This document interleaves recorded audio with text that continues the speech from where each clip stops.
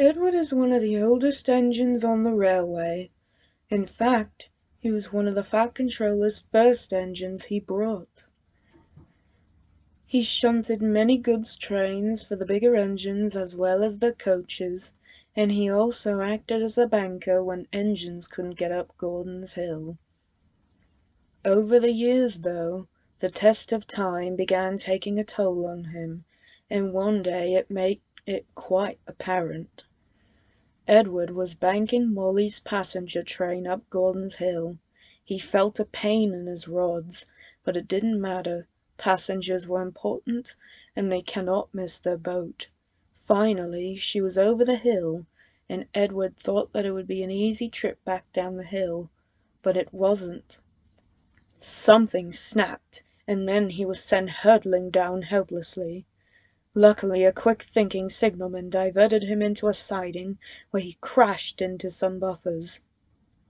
The Fat Controller came to the scene and inspected the damage. "The strain of banking duties has been taking a toll on your brakes. Edward, you must go to the works," concluded the Fat Controller. "But, sir, who will be the banker while I'm gone?" "The other engines will have to take turns," said the Fat Controller. "I think that when I find a new engine, you should be retired from banking for good." Edward was upset, and he knew what all the others would say about it, especially Gordon. That night at Tidmouth, all the engines were talking about Edward. "What will they do now that Edward needs repairs?" asked Billy. "They'll probably get us to take turns banking," replied Thomas. "But what will happen to Edward after that?" asked Percy. "He'll probably be scrapped," whimpered Molly. Now, let's not think about that. What's important is who this new engine will be that'll be taking over after Edward's repaired," said Gordon. "Well, you don't seem bothered by that," scoffed Thomas. "What?" asked Gordon. "That Edward's being replaced," said Thomas quietly. "That's absurd. Edward's been through thick and thin. He'll likely bounce back from it," sniffed Gordon. "But Gordon, that's his job," snapped Thomas. "And he's too old to do it," shouted Gordon. There was a long silence. "Now, let's all put this behind us and get some rest," Gordon said, breaking the silence. No one said any more.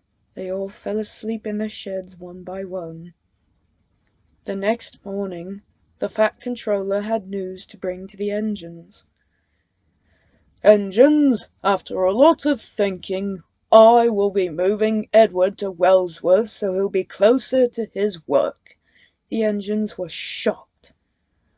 "I've ordered a new engine to help with banking duties, which will arrive soon. Luckily, Edward isn't badly damaged, and he'll be resting in his branchline shortly," added the Fat Controller, as he turned on his heel and left the engines speechless at what to say. "Well, that's one less problem for him to deal with," muttered Gordon. Thomas shot him a look. "Out of all the things you could say, and it's that!" "Thomas, he's getting a well-needed rest. You should be happy for him," sniffed Gordon. "I think you're just saying that because you wanted him out of the shed," snapped Thomas. "That is not true." "You were always the one that said it was going to happen eventually, and now it's happened. Are you happy now, Gordon? Are you?" Thomas, this is no time to play the blame game. We'll upset you know, cut in James. Oh, shut up! You bullied Edward just as much as Gordon, so you don't get to say. Thomas, I think you need to calm down, said Henry quietly. Calm down! Calm down! Edward was moved out of our shed, the one that was a mentor to me when I was new here, and when all of you chastised me, shouted Thomas.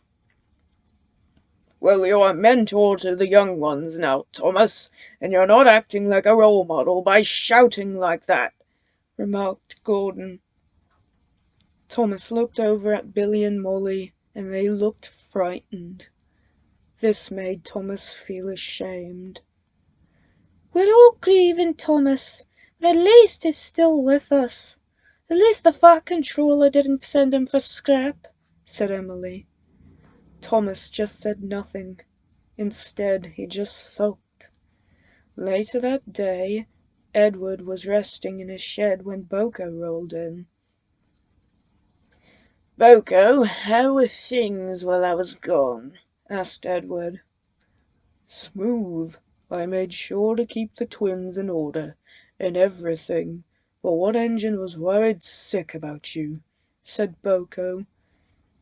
Edward! Called a voice. It was Philip. He was a prototype Sentinel diesel shunter from the LMS that worked on Edward's branch line. Ever since your accident, he's been worried sick, whispered Boko. Edward, I'm so glad to see you. Are you all right? Do you need tending to? He asked. Please, please, Philip, I'm all right. Nothing's wrong. It's just I'm going to be sleeping here from now on. The Fat Controller thought it best for me since it'll be much less stress on me, explained Edward. That's great news. I'll be looking forward to sharing a shed with you, chirped Philip as he rolled away. That diesel, chuckled Boko. He reminds me of Thomas in his youth. Boko could only agree. The next day, everyone left Tidmouth for their jobs as usual. All except Thomas. He couldn't help staring at Edward's berth, fearing the day another would fill it. Come on, Thomas, your train is due out, said the driver. I miss him, sighed Thomas. If it makes you any better, we can stop by Wellsworth to say hello. Oh, yes, please. All right, off we go then. At his branch line, Thomas collected Annie and Clarabelle and set off happily. What's gotten into him? Asked Annie. He's never usually this happy, replied Clarabelle. Don't worry about it, you two. I'm just happy to see Edward again. It's been such a long time since his accident, and since he was moved to Wellsworth. Oh, Thomas, we're so sorry, said Annie. We know how much he meant to you, Clarabelle added. Well, I'm just glad to be seeing him again, replied Thomas. At Wellsworth, Edward was watching Philip shunting. Philip liked being cheeky with the trucks and often bumped them when they least expected. Philip, don't be too rough with them. That's the reason they're so troublesome with us engines, advised Edward. Oh, I'm sorry, trucks. I won't do it again, said Philip. The trucks just sighed. You're doing very well, Philip, puffed Edward. Thanks. I'm just eager to please, said Philip. And you're doing a good job of it. Thank you, Edward. Just then, Thomas pulled in. Edward, Edward, are you all right? Did you have to stay at the works longer? Are you ready to come back to Tidmouth? Thomas belted. Thomas, please, one at a time, chuckled Edward. Thomas stopped to catch his breath. Don't worry about me, Thomas. I'm fine. Just a few broken axles and scrapes. Nothing the works couldn't fix, said Edward. "Well, are you ready to come back to Tidmouth?" asked Thomas. Edward frowned. "Thomas, you know I'm staying here now. It's not that I don't want to come back. It's just I need to be closer to my work, and that extra strain puffing here just isn't worth it," said Edward. This made Thomas sad. "And besides, someone needs to mentor Philip. He's new here, you know, and someone has to be around to keep him out of trouble. Bulko can't always do it, since he takes midnight specials, and the twins might trick him into something dangerous," explained Edward. "I'm really going to miss you, Edward," said Thomas on the verge of tears. "Oh, don't worry. We'll still see each other. Just not as often. Besides, the young ones need you just as much as Philip needs me. You really have grown since the time you arrived here," assured Edward. Thomas just smiled. "Thanks for that, Edward. I'll do my best to teach them what I've learned from you." "You've done very well. Now run along. You don't want to be late." "Oh, right. See you, Edward," called Thomas as he puffed away. "See you, Thomas," said Edward as he tooted his whistle. Bulko rolled up beside him. "They really do grow, don't they?" he said. "Ah, yes, but it's for the better," replied Edward.